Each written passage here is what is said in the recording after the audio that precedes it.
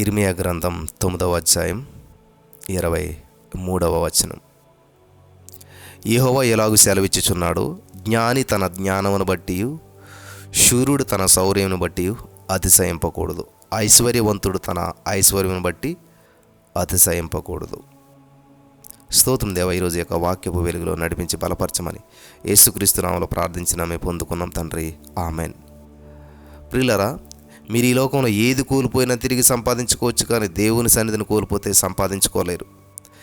ఈ లోకంలో కోట్ల రూపాయలు కోల్పోయినా కూడా దాని గురించి బాధపడవలసిన అవసరం లేదు, కానీ దేవుని సన్నిధిని కోల్పోతే ఖచ్చితంగా బాధపడాలి. ఎందుకంటే ఒక దినం 1000 దినాల కంటే శ్రేష్టమైనటువంటిది. మరి ప్రపంచ కుబేరుడు రాక్ఫెల్లర్ గారి జీవితంలో జరిగిన ఒక అద్భుతమైన సంఘటన మీతో చెప్తాను. అప్పుడు మీ జీవితంలో ఒక రోజు కోల్పోతే ఎంత విలువైనటువంటిదో, ఒక రోజు దేవునితో గడపటం వల్ల వచ్చేటువంటి అనుభూతి ఎటువంటిదో, ఒకవేళ అది కోల్పోతే ఎన్ని కోట్ల నష్టపోయినట్లుగానో మీకు అర్థమవుతుంది.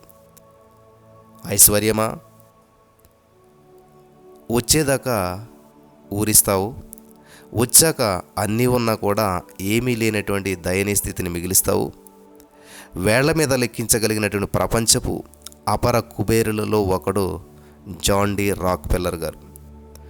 మరి అప్పట్లో ప్రపంచం ఎప్పుడు కూడా చూడనటువంటి అతి పెద్దది మరియు గుత్తాధిపత్యాన్ని చలాయించేటువంటి స్టాండర్డ్ ఆయిల్ కంపెనీ నిర్మించినటువంటి జాన్ డి రాక్ఫెల్లర్ గారు, స్టాండర్డ్ ఆయిల్ కంపెనీ. ఈ జాన్ డి రాక్ఫెల్లర్ గారికి 33 సంవత్సరాల వయసు ఉన్నప్పుడే తన మొదటి $1 మిలియన్ సంపాదించాడు. హల్లెలూయా. 53 సంవత్సరాల్లోకి రాగానే జబ్బు పడ్డాడు. మరి ఆరోగ్యం బాగా చెడిపోయింది. ఎంత క్షీణించిందంటే తన తల మీద జుట్టు ఆఖరుకు మరి కంటి మీద రెప్పల మీద ఉన్నటువంటి జుట్టు కూడా ఊడిపోయింది అనమాట. కంటి రెప్పల మీద ఉంటుంది కదా జుట్టు, కనురెప్పలు అంటారు కదా, ఆ కనురెప్పలు కూడా ఊడిపోయింట. ఒకానొక సమయంలో మరి మనిషి పాలు త్రాగి మనుగడ సాగించాడు. గమనించాలి ప్రియులారా, పాలు తాగి జీవితాన్ని కొనసాగించాడు. ఇదంతా కూడా ఎలా జరిగింది? ఆందోళన.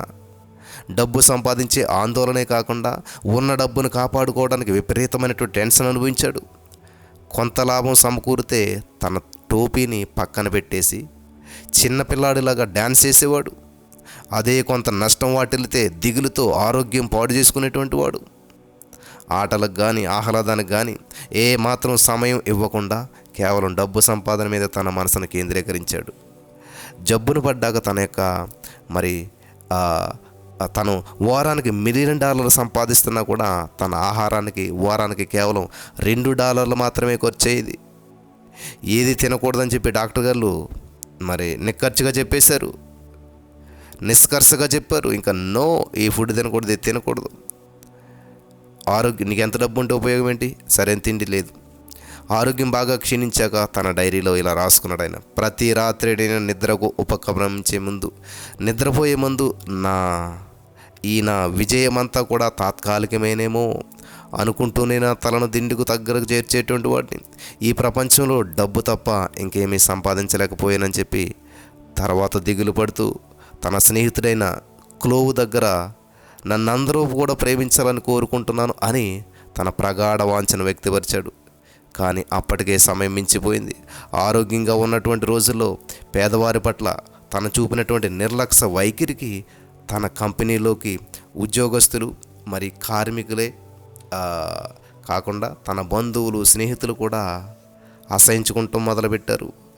ఆందోళన, అభద్రతాభావం మొదలైపోయి మరి వాటితో తన ఆరోగ్యం పూర్తిగా క్షీణించడంతో తను 54వ సంవత్సరంలో ఉన్నప్పుడు ఒంటి మీద జుట్టు రాలిపోయి పండు ముసలోడుగా అయిపోయాడు.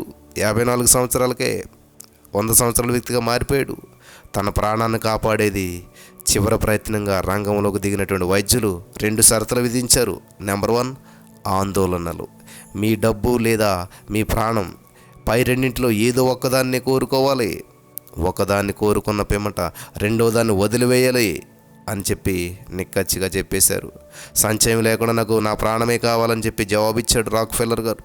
తనను రక్షించే ప్రయత్నంలో తనకు వారు 3 సలహాలు ఇచ్చారు. నెంబర్ 1, దిగులు పడకుండా, దేని గురించైనా సరే ఎప్పుడు కూడా ఎటువంటి పరిస్థితుల్లోనైనా సరే దిగులు పడొద్దు, నెంబర్ 2, విశ్రాంతి తీసుకుంటూ ఆహ్లాదకరమైన వాతావరణంలో చిన్న చిన్న వ్యాయామాలు చేయండి. నెంబర్ 3, తిండి విషయంలో కూడా జాగ్రత్త. కొంత ఆకలిని మిగిల్చి భోజనం చేయండి. ఆకలి ఉండగానే అన్నం మానేసేసేయండి అని చెప్పారు. వీటన్నిటిని తూచా తప్పకుండా పాటించడమే కాకుండా ప్రతి ఆదివారం చర్చిలో ఆదివారపు పాఠశాలను నిర్వహించారు రాక్ఫెల్లర్ గారు. హల్లెలూయా! గొప్ప నిర్ణయం తీసుకున్నాడు. చర్చికి వెళ్ళటం ప్రారంభించాడు. ప్రతి ఆదివారం చర్చికి వెళ్ళటం ప్రారంభించాడు. అంత మాత్రమే కాదు కానీ సండే స్కూల్ ప్రారంభించాడు అంటండి ఆయన. ఆరోగ్యం మెల్లగా పుంజుకోవడం మొదలైంది. ఏ ఒక్క సండే మిస్ అవ్వట్లేదు. సండే స్కూల్ని తనే దగ్గరుండి జరిపిస్తూ ఉన్నాడు. తనను పిసినారిగా ముద్ర వేసినటువంటి ప్రపంచం విస్తుపోయేలాగా తన కోట్ల ఆస్తిని దాన ధర్మాలకు విరివిగా ఇవ్వడం ప్రారంభించాడు. అందరూ పిసినారు అనుకున్నారు, కానీ వాళ్ళందరూ ఆశ్చర్యపోయే రీతిగా తన దగ్గర ఉన్న కోట్లను దాన ధర్మాలు చేయటం ప్రారంభించాడు. అప్పట్లో మునిగిపోబోతున్నటువంటి లేక్ మిచింగాన్ దగ్గర ఉన్నటువంటి చిన్న కాలేజీకి తన అభయహస్తం ఇచ్చి కోట్ల రూపాయల డబ్బుతో ఆదుకున్నాడు. అదే నేడు ప్రపంచ ప్రఖ్యాతిగాంచిన చికాగో విశ్వవిద్యాలయం. రాక్ఫెల్లర్ ఫౌండేషన్ పేరుతో ఒక సంస్థను స్థాపించి ఎన్నో లక్షల కుటుంబాలను ఆదుకున్నాడు. డబ్బు లేనటువంటి వారికి ఉచిత వైద్య విద్యలను తన ఫౌండేషన్ ద్వారా అందించాడు. ఒకానొక సమయాన తన స్టాన్ఫోర్డ్ ఆయిల్ కంపెనీ చరిత్రలో ఎప్పుడూ లేనంత ఫైన్ కట్టాల్సి వచ్చింది. తన మార్పు గురించి ఇంతగా ఊహించినటువంటి తన లాయర్లు విధించబడినటువంటి కోర్టు ఫైన్ గురించి చెప్పడానికి సంచయిస్తే మరలా ఆరోగ్యం క్షీణిస్తుందేమో అని చెప్పి కోర్టు ఫైన్ మనసులో పెట్టుకొని ఈ రాత్రి ప్రశాంత నిద్రత పోగొట్టుకోలేను, thank you God, good night అంటూ ప్రశాంతంగా జవాబిచ్చాడు. ఆందోళన, అభద్రతా భావాలతో 53 సంవత్సరాల వయసులో చనిపోవలసిన రాక్ఫెల్లర్ గారు తన 98 సంవత్సరాల వయసులో ప్రశాంతంగా ప్రపంచ నీరాజనాలతో కన్నుమూశాడు. హల్లెలూయా! ఆయన జీవితంలో ఒక అద్భుతమైన సంఘటన, అంటే డైరీలో ఆయన స్వయంగా రాసుకున్నాడు. ఆ వాక్యాలు మీ ముందుకు తీసుకురావాలని చెప్పి నేను ఆశపడుతున్నాను. ఆయన డైరీలో నుండి గ్రహించబడినటువంటి వాక్యాలను ఆయన మాటల్లోనే వినండి మీరంతా కూడా. ఆయన మాట్లాడుతున్నట్టుగా నేను మాట్లాడతాను, ఆయన రాసినట్టుగానే మీ ముందు నేను చదువుతాను, వినండి. పనికి ఆటకి ఒకేలా ఆనందించే నా జీవితం దినం ఆహ్లాదకర దినం. రోజు ఉదయాన్నే భగవంతుని కలుసుకోవడానికి చర్చికి వెళ్తూ ఉంటాను. నిన్నటి కష్టాలని దారిలో వదిలేస్తాను. చర్చికి వెళ్ళి చర్చి మెట్టు ఎక్కే లోపులోనే నా నిన్నటి బాధలన్నీ కూడా వదిలేస్తాను, మర్చిపోతాను. సుమారు 4 కోట్ల రూపాయలు నేను ఒక చిన్న వ్యాపార ఒప్పందంలో నష్టపోయాను. ఒకరోజు ఒక డీల్ కుదిరింది. ఆ డీల్ మళ్ళీ పోవటం వల్ల 4 కోట్ల రూపాయలు నేను ఒక్క రోజులోనే నష్టపోయాను. ఆ 4 కోట్ల నష్టం గురించి కేవలం 5 నిమిషాలు మాత్రమే ఆలోచించి మర్చిపోయాను. కానీ 5 నిమిషాల్లో దగ్గర 4-5 కోట్ల రూపాయలని మర్చిపోయాను. కానీ ఒకరోజు నేను బద్ధకంగా ఉండటం వల్ల ఎర్లీ మార్నింగ్ లేచి దేవుని సన్నిధిలో ప్రార్థించలేకపోయాను. బద్ధకం మూలంగా నేను ఒకరోజు చర్చికి వెళ్ళలేకపోయాను. జస్ట్ కొంచెం బద్ధకంగా ఉందని చెప్పి ఆ రోజు చర్చికి వెళ్ళలేకపోయాను. ఆ రోజు ఆ చర్చికి వెళ్ళలేకపోయినటువంటి విషయం సంవత్సరం కాలం పాటు తీవ్ర ఆందోళనకు గురయ్యాను నేను. అయ్యో, ఈ ఒక్కరోజు నేను చర్చికి వెళ్ళలేకపోయినా, ఒక్కరోజు దేవుని సన్నిధికి మిస్ అయిపోయినా అని చెప్పి సంవత్సరం బాధపడ్డాను. 5 కోట్ల 5 నిమిషాల్లో మర్చిపోయాను. కానీ ఒక్కరోజు దేవుని సన్నిధికి వెళ్ళలేని విషయాన్ని సంవత్సరం పాటు నేను చాలా బాధపడ్డాను, చాలా ఆందోళనకు గురైపోయాను నేను. తర్వాత ఏమైందంటే పశ్చాత్తాపంతో మరి దానికి పరిష్కారంగా మా చర్చిలో సండే స్కూల్ టీచర్గా పనిచేసేటువంటి వాడిని ప్రపంచ కుబేరుడు సండే స్కూల్ టీచర్ అయిపోయాడు. అనుభవంతో చెప్తున్నాను అంటున్నాడు రాక్ఫెల్లర్ గారు. డబ్బు సుఖాలని, సంతోషాలని, సకల సౌకర్యాలను ఇస్తుంది, ఒప్పుకుంటాను. కానీ తృప్తిని ఏమాత్రం ఇవ్వలేదు.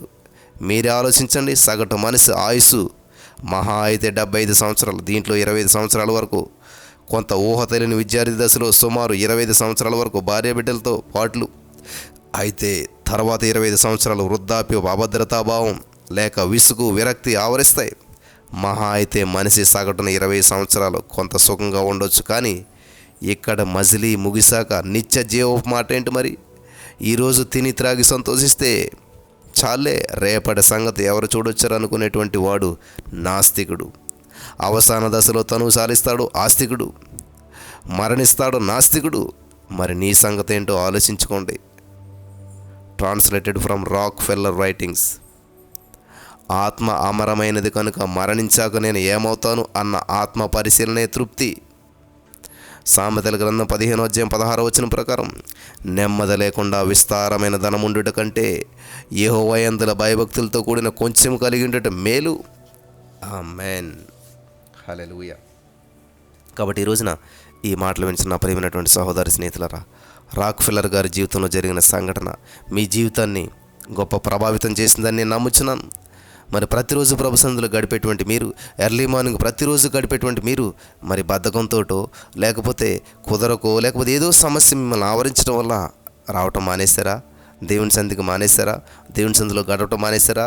అయితే ఈరోజే మళ్ళీ మీరు రీకనెక్ట్ అవటానికి, రిఫ్రెష్ అవటానికి, మరి రెన్యూ చేసుకోవడానికి పరిశుద్ధాత్మ దేవుడు మీకు సహాయం చేసి నడిపించి బలపరచును గాక.